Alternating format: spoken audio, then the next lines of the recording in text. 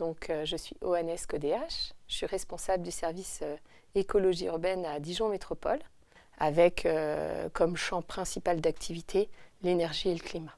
Après, j'ai travaillé pendant 7 ans dans le domaine de la biodiversité au conseil départemental de la Seine-Saint-Denis. D'accord. Et du coup, est-ce que vous pouvez détailler un peu plus les missions au sein de Dijon Métropole? Le projet cœur du service, c'est le plan climat-air-énergie territorial, donc le document qui sert de stratégie, climat-énergie et air maintenant, puisqu'on a rajouté le domaine de l'air, pour la collectivité à l'échelle du territoire. Et du coup, quel est le gros projet en ce moment sur lequel vous travaillez? On a un certain nombre de projets qu'on gère aussi, comme les rapports développement durable. Donc, du coup, on a un volet développement durable qui s'est pas mal étoffé ces dernières années. On a d'autres projets, et notamment ces dernières années. Alors, en fait, comme on est un service de projet, les projets évoluent dans le temps. Et ces dernières années, on travaille beaucoup sur des projets européens. Alors, un très gros projet sur lequel travaille le service actuellement, c'est le projet Response. On a candidaté à un appel à projet européen, Smart City and Communities, qui est un très très gros projet avec 53 partenaires. Et on l'a gagné en 2020. Il a donc débuté le 1er octobre 2020 et il va durer 5 ans. Moi, ça parle, Response.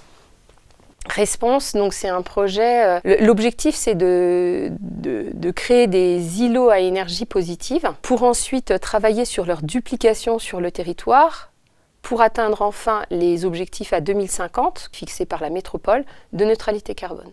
Est-ce que vous pouvez nous dire, selon vous, qu'est-ce que la ville durable ? Alors la ville durable, vue de mon service, c'est une ville qui va prendre en compte à la fois les enjeux environnementaux, sociaux et économiques. Et donc on va regarder sous ce prisme-là toute l'activité et tout le fonctionnement de la collectivité, mais aussi on va regarder les dynamiques et les projets qui se développent sur le territoire et qui vont dans le sens d'une ville durable, en sachant que dans mon service, on est plus dans une dimension stratégique où on va travailler avec des services opérationnels ou des partenaires extérieurs à la métropole. Ça peut être l'université, les grandes écoles, mais ça peut être des entreprises, ça peut être un certain nombre d'acteurs du territoire, des acteurs publics du territoire, pour favoriser l'émergence de projets et l'émergence d'un territoire durable, de plus en plus durable dans le temps, en sachant que ces politiques sont de plus en plus prises en compte par tous les acteurs d'un territoire. Et du coup, toujours selon vous, qu'est-ce qu'une Smart City ? Alors une Smart City, pour moi, c'est quand le numérique est au service de l'habitant dans l'optique de favoriser l'émergence d'une ville durable. Le numérique, il doit à la fois permettre d'optimiser techniquement des installations pour être plus efficace et plus durable. Il peut aussi permettre de donner de l'information aux citoyens pour que le citoyen comprenne davantage les enjeux écologiques qui ne sont pas toujours très simples à comprendre et surtout de façon à déclencher chez l'habitant ou chez le citoyen une vraie mobilisation et qu'il puisse voir là où il peut agir, comment il peut agir et ce qu'il peut faire pour avoir une vie plus durable et pour s'inscrire dans un projet collectif. Comment Dijon Métropole fabrique-t-elle cette ville durable ?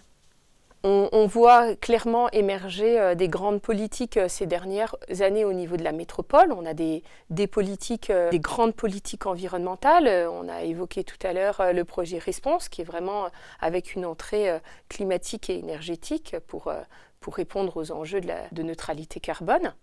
Mais on a d'autres gros projets environnementaux comme alimentation durable. On a aussi des projets sur la biodiversité. On a des projets, on a un certain nombre de très gros projets hydrogène. Ça, c'est des projets environnementaux. Et derrière, on va essayer d'intégrer des dimensions sociales et économiques.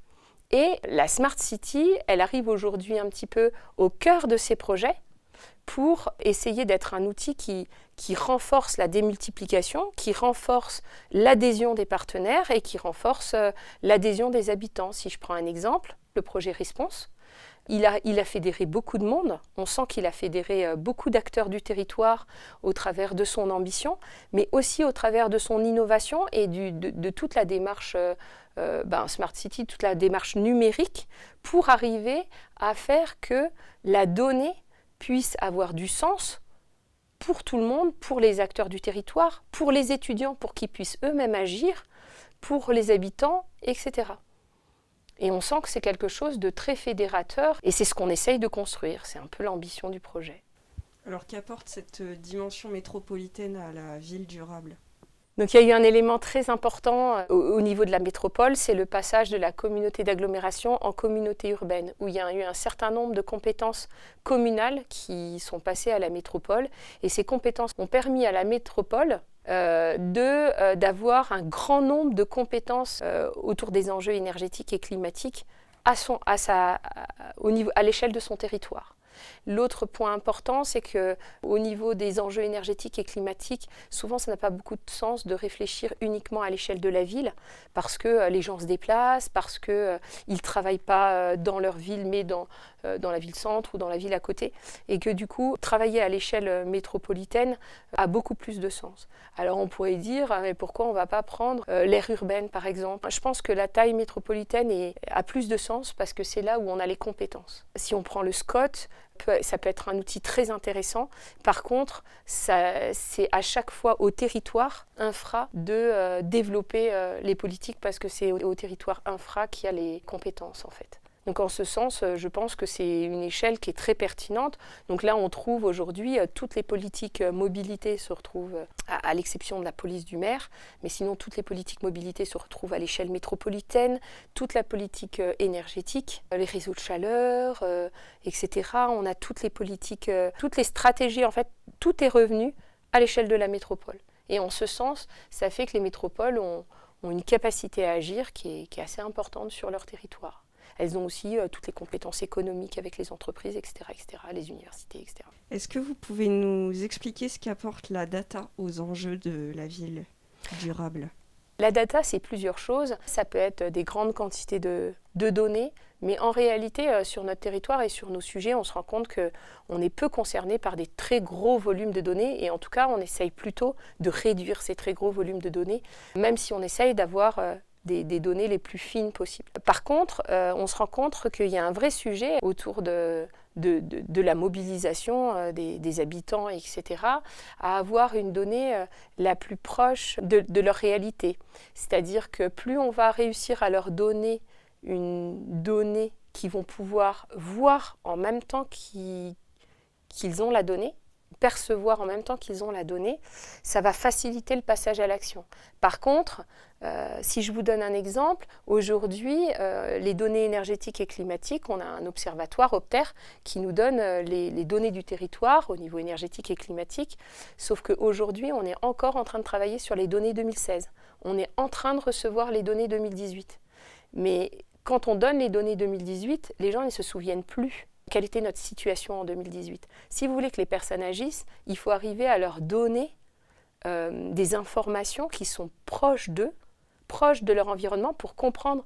Si je vous donne aujourd'hui des données sur l'année 2020, vous allez dire « ouais, mais il y avait le Covid, on a vécu comme ça ». Vous allez faire plein de connexions et vous allez pouvoir comprendre le chiffre qu'on vous donne. Par contre, si cette donnée elle est trop éloignée, vous ne la comprenez plus. Je me souviens que quand on avait travaillé sur les îlots de chaleur urbains, j'avais un exemple qui est assez rigolo, mais qui illustrait assez bien ce sujet-là. C'était qu'au début, on avait donc, avec l'université, on avait travaillé, puis l'université avait déployé des capteurs. Les données étaient relevées tous les ans au mois de septembre. Et puis après, les chercheurs, ils analysaient les données. Et puis après, on avait une restitution. Puis grosso modo, on avait une restitution au mois de février, devant nos élus, devant les services. Et tout le monde nous disait « Ah non, mais on en rêve là, de la canicule, en fait. On a trop froid, on en rêve de la canicule. » Et en fait, on s'est dit « Non, mais c'est pas possible de donner des informations sur les îlots de chaleur urbains au mois de février. Ça ne correspond pas. C'est incompréhensible pour le cerveau qui, lui, ne rêve que d'une chose, c'est d'avoir chaud. » Et donc, du coup, on s'est rendu compte que, oui, si on veut arriver à toucher les gens, il fallait vraiment à tout prix arriver à transmettre de l'information beaucoup plus proche du moment où la personne, elle vit la situation. On va maintenant aborder des questions un peu plus centrées sur les réseaux de capteurs. Et concernant le réseau de mesure Meustart Dijon, est-ce que vous pouvez nous expliquer en quelques mots ce que ça représente pour vous ? Alors le réseau Mustard Dijon, c'est un réseau qui s'est déployé suite à un partenariat assez ancien qui a été mis en place, je crois, en 2013 avec un réseau qui a commencé à se déployer en 2014.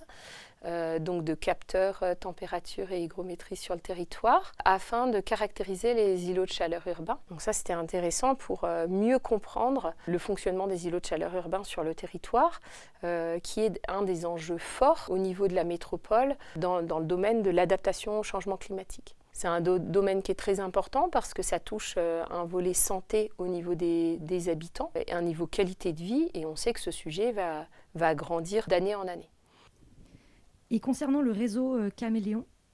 Alors pour moi, c'est un réseau qui est très intéressant parce qu'il va permettre de compléter le réseau existant qualité de l'air. D'ailleurs, dans le cadre du projet Response, les capteurs vont être mis en relation avec les capteurs Atmo, ce qui va permettre d'avoir une vision beaucoup plus fine de la qualité de l'air sur le territoire à Dijon. Et par exemple, ça va pouvoir alimenter des applications comme Air2Go qui existent déjà sur le territoire, où si vous êtes à pied ou à vélo, vous pouvez avoir envie de choisir un itinéraire qui soit où il y a une meilleure qualité de l'air pour vous rendre d'un point A à un point B. Et donc aujourd'hui, quand vous utilisez cette appli, comme on n'a pas beaucoup de capteurs, c'est pas facile de différencier la qualité de l'air d'une rue à l'autre. Et on pense grâce à ce nouveau réseau, par exemple, on devrait arriver à avoir une meilleure distanciation et du coup à avoir des informations pour le public qui soient beaucoup plus qualitatives. Comment voyez-vous l'Observatoire environnemental PUR prévu dans le cadre du programme POPSU? Ce que j'apprécie beaucoup dans ce projet, c'est que c'est un projet qui a permis de tisser des liens entre la métropole et l'université depuis 2014 et qui se continue. POPSU, on a pu développer une nouvelle partie de ce projet-là, et puis dans le projet Response, on va le continuer. C'est intéressant de voir des partenariats comme ça se poursuivre, se consolider. J'ai pu suivre ce qui a été réalisé dans ce programme et je trouvais très intéressant tout le volet, tout le lien avec les citoyens qui a pu être développé, tous les questionnaires qui ont pu être réalisés. Moi, j'ai trouvé ça vraiment très, très intéressant. D'ailleurs, je me dis que ça serait vraiment dommage que dans la suite, on ne continue pas à travailler sur ce sujet-là dans les années à venir, soit dans le cadre de Response, soit dans le cadre d'autres programmes, parce que je pense que mobiliser et associer les citoyens, c'est quelque chose de très intéressant, et je pense qu'au bout de quelques années, on devrait arriver à avoir un recul et on devrait voir une évolution qui devrait être, à mon avis, très intéressante. Que retenez-vous du programme POPSU, finalement, par rapport à votre domaine d'intervention? Ce que je retiens du programme POPSU, c'est vraiment une brique dans cette construction de la ville durable, avec un volet très intéressant autour des sujets de la qualité de l'air et des îlots de chaleur urbains. Aussi, comme je le disais, le lien avec les citoyens. Et je pense que ça serait vraiment intéressant à l'avenir de poursuivre cette dynamique-là. Alors je pense évidemment tout d'abord dans le projet Response, mais pourquoi pas par la suite dans d'autres projets. Du coup, comment se passent les interactions avec les chercheurs de l'université ? Ce que je trouve très intéressant avec l'expérience qu'on a sur les îlots de chaleur urbains, c'est qu'en fait, avec le temps, on a appris à se comprendre mutuellement et à travailler ensemble. Je trouve vraiment très intéressant de voir comment, au départ, on est parti de deux univers propres, en fait, et comment, à force de construire le projet, de le découvrir, parce que finalement, on est quand même sur de l'innovation et sur des choses assez nouvelles où on n'a pas tellement de repères ailleurs, on a quelques repères, mais qui sont tous différents en fait. Comment on a réussi, année après année, à s'articuler les uns après les autres pour arriver petit à petit à travailler ensemble et à développer des projets, à continuer ce projet-là dans le temps en fait. Et comment se passent les échanges avec d'autres métropoles françaises ou européennes, ou d'autres centres de recherche, ou des entreprises, toujours sur cette question de ville durable? Alors le projet qui est le plus d'actualité, le plus important aujourd'hui, c'est le projet Response. Comme je disais, on est 53 partenaires dans le projet. On est 8 villes européennes, donc 2 villes pilotes, Dijon et Tourcoing, 6 villes suiveuses. Il y a un certain nombre de centres de recherche, il y a des entreprises privées, il y a des start-up.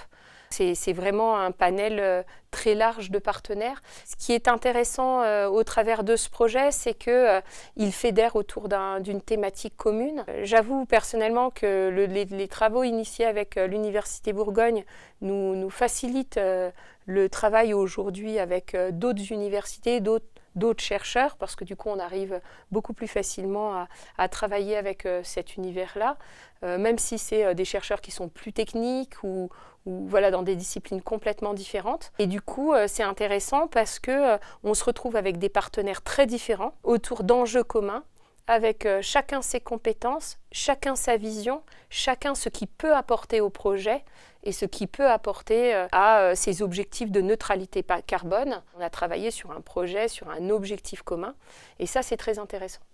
Et qu'en est-il des échanges avec les citoyens, et notamment par rapport à la mise en place de cette ville durable ? Alors, la ville durable auprès des citoyens, je pense que c'est quelque chose qui est en construction au niveau de la métropole. Je pense qu'aussi, c'est des sujets qui évoluent ces dernières façons de manière très rapide. La mobilisation citoyenne est quelque chose qui est en train d'évoluer beaucoup. On a des nouveaux outils aujourd'hui pour mobiliser. On peut parler de hackathon, de design thinking, de méthodes comme ça, mais on peut aussi parler de tous les outils Internet qui permettent de toucher toute une population qu'on ne peut pas toucher quand on fait des réunions en présentiel, par exemple, où des parents ne peuvent pas toujours se rendre aux réunions.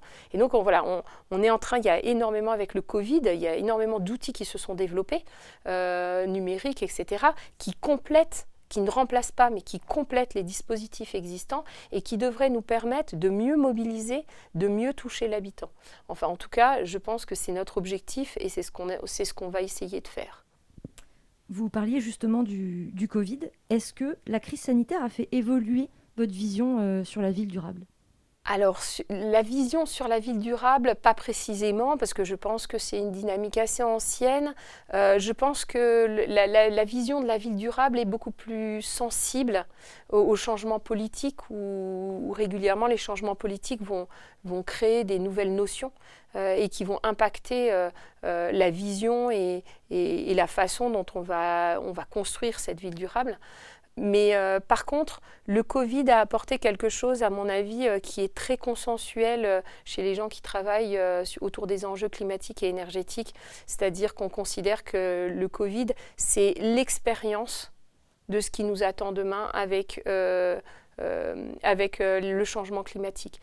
Et donc, on sait que pour mobiliser les habitants, c'est plus facile de partir de choses qu'ils vivent. Et donc, cette période de vie, on est capable de ils sont capables de comprendre que c'est des choses qui vont se répéter, s'amplifier dans les années à venir. Peut-être pas cette fois à cause d'un microbe, mais à cause des effets du changement climatique. Je vous pose une dernière question. Comment voyez-vous la suite des échanges avec les chercheurs et surtout sur les thématiques portées par le programme POPSU? Pour moi, la suite, elle est déjà engagée. En fait, il y a déjà des actions qui se prolongent. Moi, je crois que par rapport à POPSU, ce que j'ai découvert et ce que j'aimerais vraiment travailler, ne pas perdre, c'est ce que j'ai expliqué tout à l'heure, tout le travail qui a été fait avec les habitants au travers des questionnaires, etc., que je trouve vraiment très intéressant.